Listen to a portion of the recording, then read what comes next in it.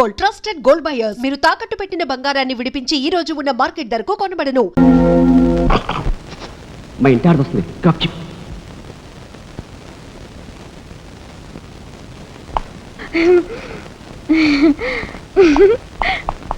ఇదెక్కడ సబితిపోర్రా దేవుడా. శీలవతి అంట, శీలవతి సింగినాథం జీలకర్రాను. నా మొగుడు ఫోటో చూసే ఇది ఒళ్ళు తెలియకుండా ఇట గెంతుతా ఉంది. ఆయనే బతుకుంటే ఈ చిత్రాంగ నా మొగుడిని ఎప్పుడో లేపుకెళ్ళిపోయేది. కుమారి కన్యాకుమారి అంట, కన్యాకుమారి. రోగం వదిలిపోయింది.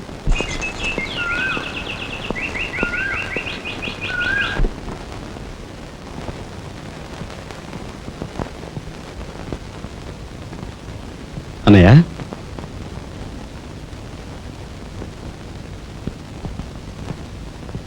వదినా, ఏం జరిగింది? మాట్లాడరే.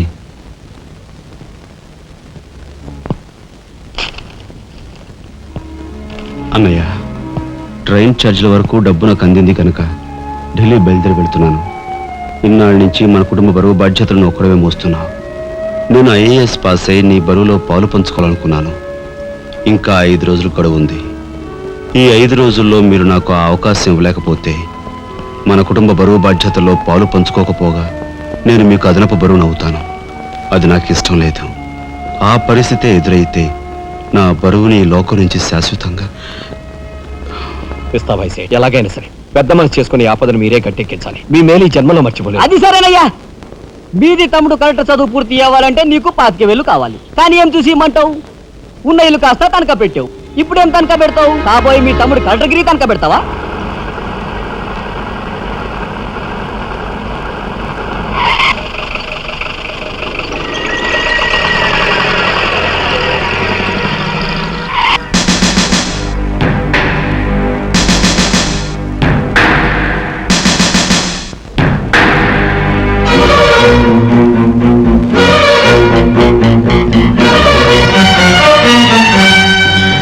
జీపెక్కు. ఎందుకు ఎక్కాలి?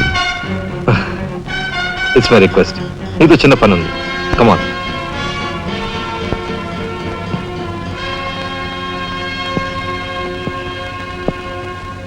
మీరు ఆడుకునే ఈ స్థలానికి నన్ను ఎందుకు రమ్మన్నట్టు? ఈ ఆటకి మన జీవితానికి చాలా దగ్గర సంబంధం ఉంది కాబట్టి. ఈ రెడ్ బాల్స్ ఉన్నాయి చూసావు, ఇవి మామూలు జనం అన్నమాట. ఇక ఈ pink, blue, black, yellow, brown, green ఇవన్నీ సిటీలో కాస్త పలుకుబడి ఉన్న వ్యక్తులు. ఇకపోతే ఈ వైట్ బాల్ నేనన్నమాట. ఇందులో ఏ బాల్నైనా కదిలించే కెపాసిటీ, కావాలనుకున్న కార్నర్లోకి తోసేసే కెపాసిటీ ఈ తెల్ల బంతికి ఉందన్నమాట. అంటే నాకు.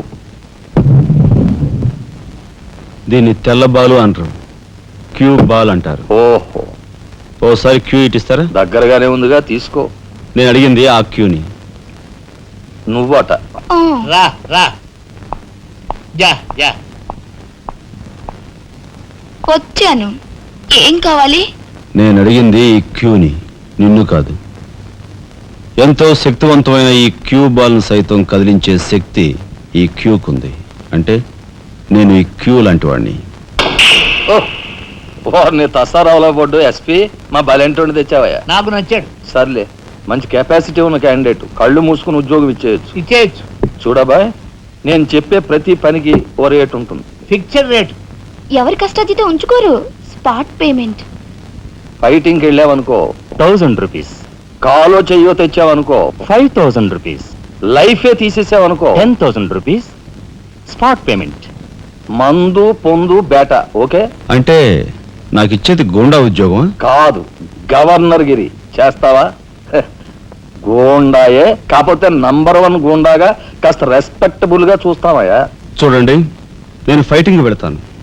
ఎప్పుడో చెప్పనా? న్యాయం అన్యాయం అయినప్పుడు. కాలో చేయో తీస్తాను. అదెప్పుడో చెప్పనా? ధర్మం అధర్మం అయినప్పుడు. లైఫ్ తీవాల్సి వస్తే తీస్తాను. అదెప్పుడు? మీలాంటి వాడు ఇలాంటి వాడు కలిసి బరి తెగించి కిరాతకులైనప్పుడు.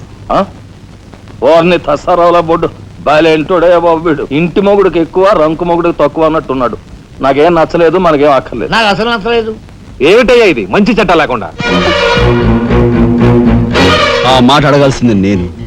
కట్టుకున్న మొగుడు పెళ్ళాన్ని బ్రోతల హౌస్కు తీసుకెళ్ళడం ఎంత నీచం. పోలీస్ ఆఫీసర్ ఒక పౌరుని ఇలాంటి గూండాల కొంపు తీసుకురావడం అంతకంటే నీచం. సిగ్గుండాలి.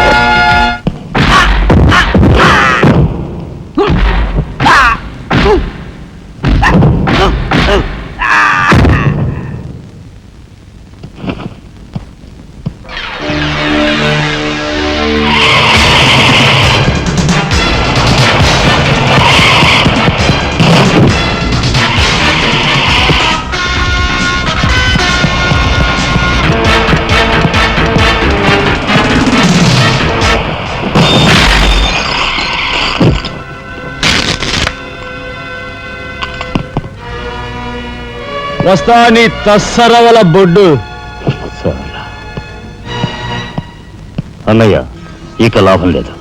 పండేసినా చెయ్యి తెగిందని కత్తి పారేసుకుంటామా కనకాంబరం?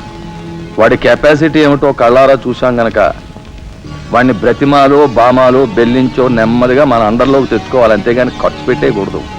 నిజమే, అలాంటి కెపాసిటీ ఉన్నవాడిని ముసలి వాళ్ళైతే పెంచుకోవాలి, పడుచు వాళ్ళైతే ఉంచుకోవాలి. ఓసిని తస్సరవల లడ్డు మరి పెద్ద పెద్ద డైలాగులు చెప్పేస్తున్నావు.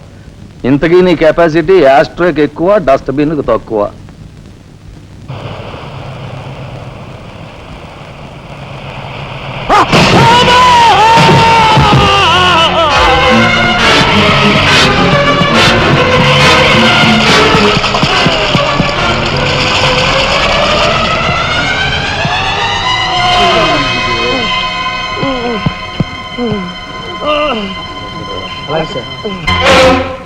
Car accident.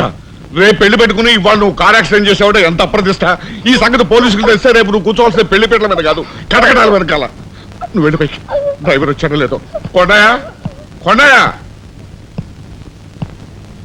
ఎవరవయ్యా నువ్వు? మీ అమ్మాయి కార్ యాక్సిడెంట్ చేయగా చూసిన మనిషిని. మా అమ్మాయి కార్ యాక్సిడెంట్ చేసిందని చెప్పడానికి ఏమిటి ఆధారం? నాతో పాటు మరో 15 మంది చూశారు, వాళ్ళని తీసుకొస్తాను. బాబా లోపల కూర్చొని మాట్లాడుకుందాం.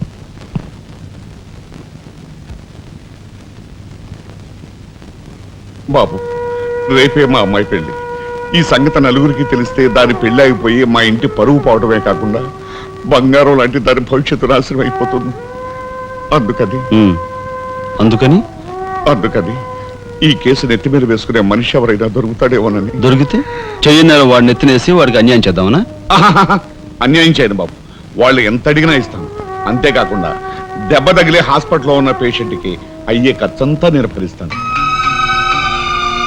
నిర్లక్ష్యంగా కారు నడిపి ఓ మనిషి అవిటివాడైపోవటానికి కారకుడయ్యాడు కనుక కోణిదెల రాజారాం అనే ఈ ముద్దాయికి ఐపీసీ సెక్షన్ 348 క్రింద 6 నెలలు కఠిన కారాగార శిక్ష విధించటమైనది.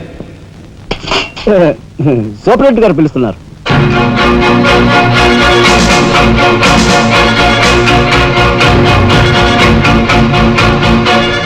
సార్ మీరా? నా కూతుర్ని రక్షించుకోవడం కోసం నిన్ను జైలు పాలు చేసినందుకు నేనెంతో సిగ్గుపడుతున్నాను. నేనేం త్యాగం చేసి జైలుకి రాలేదు సార్, మీ దగ్గర 25,000 పుచ్చుకున్నాను. నా బిడ్డ భవిష్యత్తును ఎలా కాపాడావు, అంతకు మించి మీ అన్నగారి భవిష్యత్తును కాపాడినందుకు నిన్ను నేను ఖైదీలా చూడడం లేదు, నా గురువుగా చూస్తున్నాను. గురువుగారా? చిన్నవాణ్ణి, నన్ను మీరు చిన్న పెద్ద ఏమీ లేదు, నేను ఆ నిర్ణయానికి వచ్చానంతే. పదండి గురుగారు. ఇదిగో తాళం చెప్పు. ఇదేంటి నాకిస్తారు? ఇది మీ ఇలా చెప్పాను కదా, మీ ఇంటి తాళం మీ దగ్గర ఉండక మరెవరి దగ్గర ఉంటుంది మాత్రం మీరేం మాట్లాడుకోండి. మీ కాబట్టి ఇస్తాను కానీ మరింటి ఎవరికైనా ఇస్తాను ఉంటుంది. నా ఖైదీ ఎక్కడ? మీ ఖైదా? ఎవరా ఖైదీ? ఖైదీ నంబర్ 786 యాక్సిడెంట్ చేసి వచ్చాడు చూడు, ఆ ఖైదీ. ఆ గురువు గారా? ఆ గురువు గారే. ఇంతకీ మీరు ఎవరు?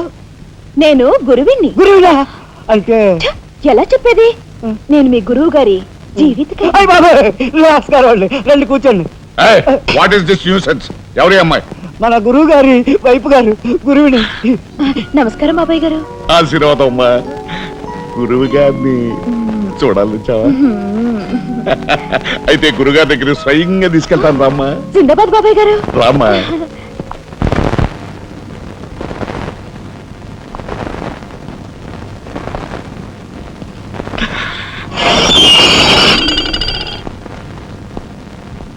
ఆహా, సీతాకోక చిలుకల్లాగా చిలకా గోరింకల్లాగా ఎలా మిలమిలా మిరిసిపోతున్నారు. గురువుగారు ప్రొసీడ్.